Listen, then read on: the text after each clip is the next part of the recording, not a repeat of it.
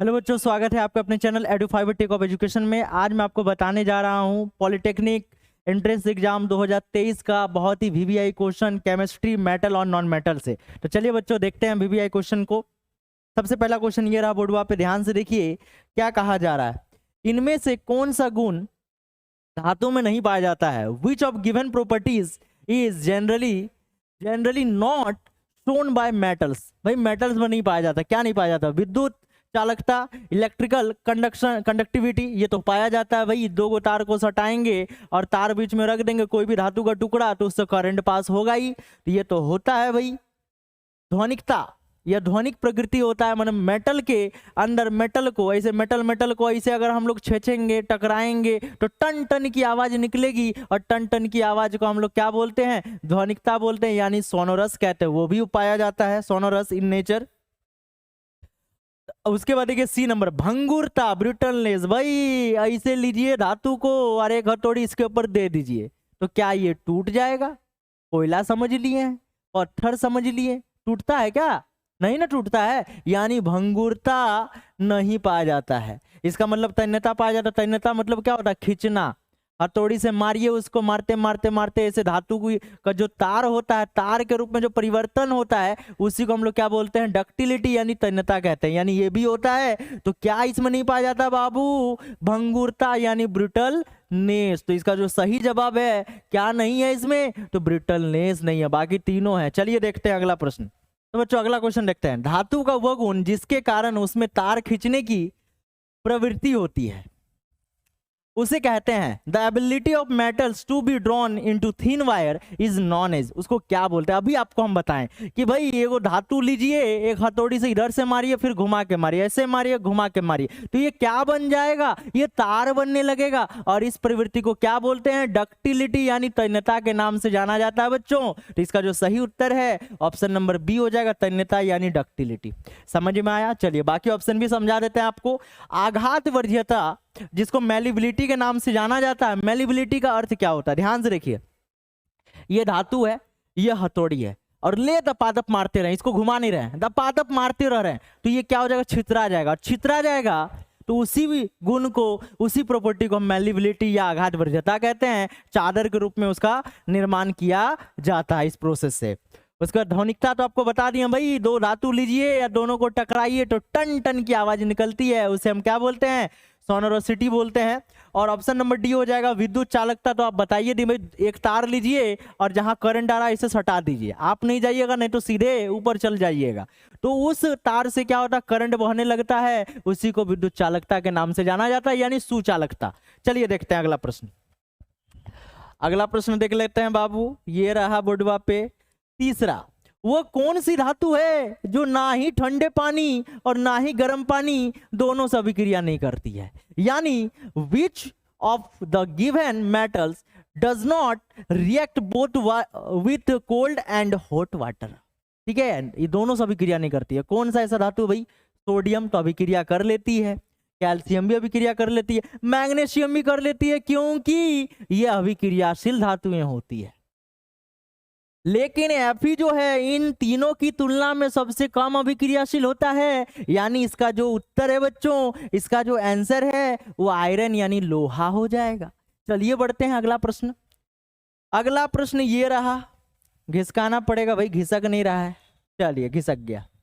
Aqua regia में अनुपात होता है, the composition of aqua regia. आप पढ़े होंगे कि 3:1 यानी 3:1 के रेशियो में क्या होता है? एक्वा रेजिया का सॉल्यूशन होता है। और इसके भीतर क्या होता है ये भी पढ़े होंगे, HCl होता है, H2SO4। लेकिन ये नहीं पढ़े होंगे भाई वो डाइल्यूट होता है कि कॉन्सेंट्रेटेड, यानी तनु विलयन होता है कि सांद्र विलयन होता है। और कौन तनु होता है, कौन सांद्र होता है, क्या इसको पढ़े हैं?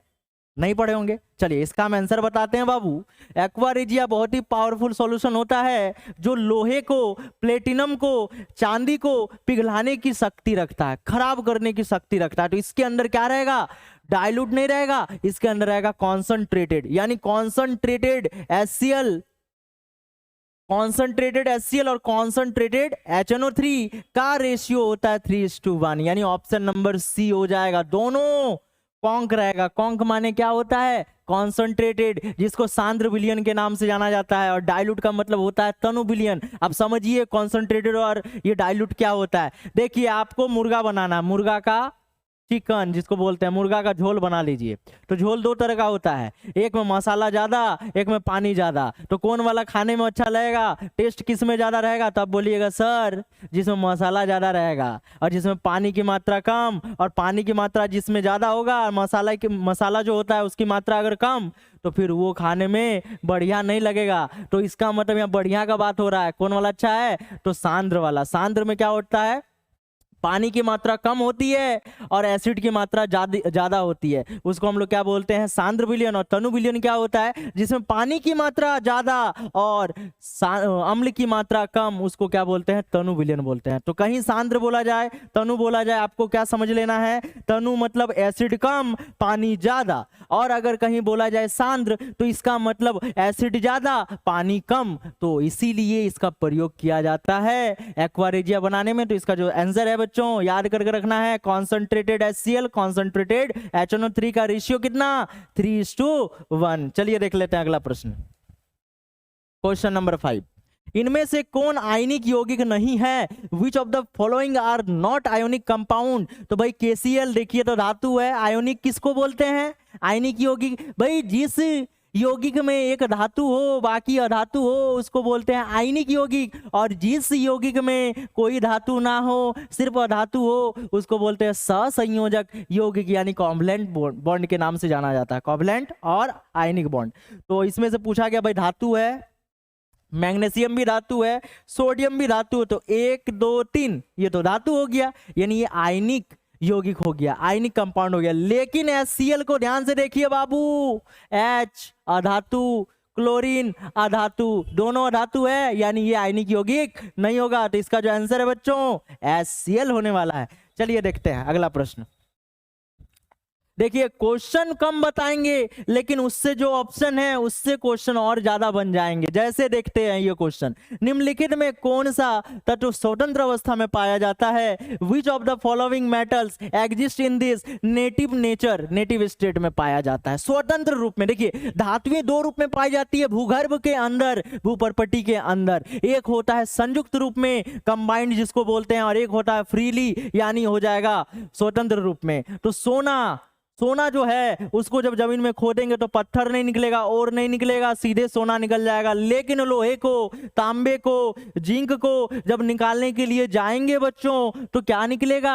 एक चट्टान निकलेगा, और उस चट्टान में जो धातु है उसकी मात्रा अधिक होती है और पत्थर की मात्रा कम होती है, तो इसीलिए उसको और कहते हैं, यानी अयस्क। यानी हम कह सकते हैं सभी अयस्क क्या होते हैं? खनिज होते हैं। लेकिन सभी खनिज अयस्क नहीं होते। क्यों? सभी खनिज के अंदर धातु की मात्रा नहीं होती है। कोयला एक खनिज है लेकिन अयस्क नहीं कह सकते। क्यों? क्योंकि उसके अंदर कोई धातु की मात्रा नहीं होती है। और अयस्क क्या होता है? खनिजे होता है, लेकिन उसके अंदर धातु की मात्रा ज्यादा होती है और अधातु की मात्रा कम होती है, इसीलिए उसको क्या बोलते हैं? अयस्क। और इसी कारण सभी अयस्क हो जाते हैं खनिज, लेकिन सभी खनिज अयस्क नहीं होते हैं। All ores are called minerals but all minerals are not called, क्या हो जाएगा? और हो जाएगा। चलिए देखते हैं आगे। तो इसका जो आंसर है बच्चों वो हो जाएगा सोना। सोना जो है फ्री स्टेट में पाया जाता है, यानी स्वतंत्र रूप में पाया जाता है। चलिए देखते हैं अगला प्रश्न, ध्यान से देखिए 7वां प्रश्न। चांदी की वस्तुएं अधिक समय तक हवा में रहने पर काली हो जाती है, इसका क्या कारण है? Silver articles become black on prolonged exposure to air, this is due to the formation of, क्या बनने के कारण काली हो जाती है भाई? जब चांदी को छोड़ देते हैं ज्यादा देर तक हवा में तो उसमें ऑप्शन नंबर सी हो जाता है, सिल्वर सल्फाइड। इसके कारण क्या होता है? काली पड़ जाती है। चलिए देखते हैं अगला प्रश्न। अगला प्रश्न ये रहा, गैल्वेनाइजेशन, लोहे को जंग से बचाने के लिए एक पतली परत चढ़ाई जाती है, यानी galvanization is the method of protecting iron from rusting by coating with thin layer. किसका कोट रहता है उसके ऊपर? क्या कोटिंग रहता है भाई? किसकी परत चढ़ी रहती है? तो इसमें से जो होगा बच्चों वो सी हो जाएगा, जिंक की परत चढ़ी होती है जो उसे रस्टिंग यानी जंग से बचाने का कार्य करती है। चलिए देखते हैं क्वेश्चन नंबर 9। कौन सी धातु कमरे के तापमान में द्रव अवस्था में पाई जाती है? Which metal is found in liquid state at a room temperature, यानी इसमें से ब्रोमीन, जैसे जाइएगा गलत हो जाएगा, ब्रोमीन अधातु होता है। बच्चा क्या होता है? अधातु। और पूछा क्या गया? अरे बाबू धातु पूछा गया है, धातु खोजो, Hg नीचे है, यानी ऑप्शन नंबर डी हमारा इस प्रश्न का सही उत्तर हो जाएगा। चलिए देखते हैं अगला प्रश्न। कौन सी अधातु कमरे के तापमान में द्रव अवस्था में, क्या बोला गया? अधातु, यानी which non metal is found in liquid state at a room temperature. तो इसका जो आंसर है बाबू इस बार ब्रोमीन हो जाएगा, यानी ऑप्शन नंबर सी। याद करके रखना, बहुत ही VVI क्वेश्चन है ये सब। चलिए देखते हैं। धातु का कौन सा गुण घंटी तथा सितार और वायलिन जैसे वाद्य यंत्रों के तार बनाने में किया जाता है? Which property of metals is used for making bells and strings of musical instruments like sitar and violin. तो इसका जो सही उत्तर है बच्चों, तन्यता तो तार खींचने के लिए होता है, चालकता कंडक्टिविटी के लिए होता है, मेलिबिलिटी आघात वर्ध्यता के लिए होता है, और ध्वनिक यानी सोनोरस। तो जिसका आवाज टन टन ज्यादा रहेगा उसी का नाम प्रयोग किया जाएगा सितार वायलिन में। तो इसका जो आंसर है बच्चों वो ध्वनिक यानी सोनोरस, यानी इसी को हम लोग इसका क्या बोलेंगे? सही उत्तर बोलेंगे। चलिए देख लेते हैं अगला प्रश्न। 12वां प्रश्न। टीवी तथा कंप्यूटर में किस अर्धचालक का प्रयोग किया जाता है? Which semiconductor is used in TV and computer. भाई सेमीकंडक्टर पूछा गया, ये तो हमारा क्या है बच्चों? ये हमारा अधातु है, ये हमारा क्या हो जाएगा? इंसुलेटर हो जाएगा। अच्छा, ब्रोमीन भी अधातु है, फ्लोरीन भी अधातु है, सिलिकॉन ध्यान से देखिए ये उपधातु है, और उपधातु को हम एक तरह से सेमीकंडक्टर कह सकते हैं, क्योंकि ये क्या करता है? इसके पास दोनों प्रॉपर्टी होता है। जब इसको गर्म किया जाता है तो इसके अंदर इलेक्ट्रॉनें क्या होता है? बहुत जल्दी एक जगह से दूसरी जगह मूव करने लगती है, जिसके कारण इसमें विद्युत धारा जाना बहुत ही आसान हो जाता है। यानी इसका जो उत्तर है बच्चों हो जाएगा ऑप्शन नंबर सी हो जाएगा। चलिए देखते हैं अगला प्रश्न। वह प्रक्रिया जिसमें कार्बोनेट अयस्क को धातु ऑक्साइड में परिवर्तित करने के लिए वायु की अनुपस्थिति में तीव्रता से गर्म किया जाता है कहलाती है? The process in which carbonate ore is heated strongly in the absence of air to convert it into metal oxide is called. क्या बोलते हैं भाई? किसकी अनुपस्थिति में बोला है? वायु की अनुपस्थिति में, यानी इसका जो आंसर है बच्चों निस्तापन यानी कैल्सिनेशन हो जाएगा। और वायु की उपस्थिति अगर बोला जाता तो क्या होता? भर्जन। जब वायु की उपस्थिति में गर्म किया जाता है तो भर्जन हो जाता है, और निस्तापन कब होता है? जब वायु की अनुपस्थिति में किया जाता है, यह सीमित मात्रा में किया जाता है। चलिए देखते हैं अगला प्रश्न। क्या कहता? अमलगम किसका एक मिश्र धातु है? Amalgam is an alloy of किसका? भाई चांदी का नहीं होगा, Cu+Sn नहीं होगा, Hg यानी सी नंबर ऑप्शन इसका सही उत्तर हो जाएगा। किसी भी धातु के साथ जब Hg को मिला दिया जाता है, यानी पारा को मिला दिया जाता है, तो उसको अमलगम कहते हैं। Hg के साथ ही अमलगम बनता है। चलिए देखते हैं। भूपर्पट्टी में सबसे अधिक पाया जाने वाला धातु है? The most abundant metal in the earth crust. भाई कौन सा धातु है? लोहा क्या? नहीं बच्चों, लोहा नहीं होगा।